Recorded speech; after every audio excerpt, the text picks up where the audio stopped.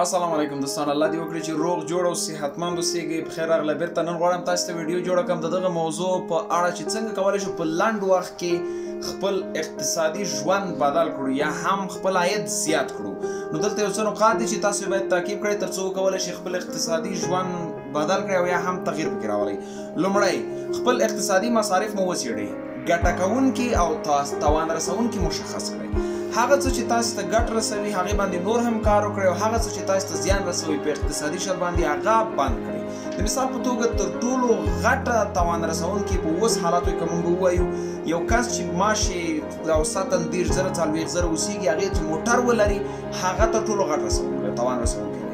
هغه کس لپاره موټر په تاوان کې تمامېږي. دغه پیسې باید راواخلي کومې چې په موټر کې دی مصرفوي، موټر باندې مصرفوي، سرمایه ګذاري پرې وکړي، په هر ځای کې چې اوسېږي عاید دې کم اوسېږي خو وخت په تېرېدو زیاتېدی شي. دوم، په لوی شکل فکر پیل کړئ. همیشه خپل فکر غټ وساتئ، خپل فکر لوی وکړئ، په لوړه سطحه په لوی اندازه فکر وکړئ. خپل عاید څنګه کولی شم 3 چنده کم، 4 چنده کم، هرې طریقې نه چې تاسو ته ځواب راغی همغه ولیکئ او هغې باندې کار پیل کړئ. درېیم، هغه خطر واخلئ چې فکر کوئ چې تاسو کامیابۍ ته رسولی شي. هغه خطر په غاړه واخلئ چې فکر کوئ چې که زه دغه خطر واخلم کامیابۍ ته رسېږم. هغې که د وظیفې پرېښودل دي، یو نوی کار کول دي، تجارت پیل کول دي، خپل شخصي کاروبار پیل کول دي، هر څه چې دي هغه واخلئ کامیابۍ ته رسولی شي. څلورم، غټ هدف وټاکئ، په وړو برخو یې تقسیم کړئ او روزمره کار ورته وکړئ. یو غټ هدف وټاکئ.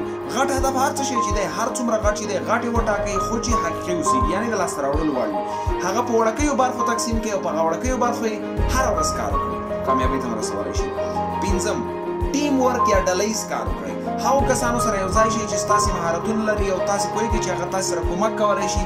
یو ځای کار وکړئ او هدف ته کوشش وکړئ په یو ځای شکل ورسېږئ، ځکه یو ځای کار لنډ وخت تاسې کامیابۍ ته رسولی شي. شپږم، د نورو خلکو عاید استفاده کړئ. که چېرته ماهره یاست یو واقعیت په یو تجارت یو بزنس باندې پوهېږئ، د یو بل کس سره ورغلئ چې تاسو سپانسر کړي، تاسو ته پیسې درکړي، د هغې پیسې استفاده کړئ او ځان پرې کامیاب کړئ. اووم، خپل وخت په قیمتترینو او بهترینو مصرف کړئ. هغه څه باندې وخت تېر کړئ چې فکر کوئ چې په راتلونکي کې په لوړه سطحه ګټه درکولی شي.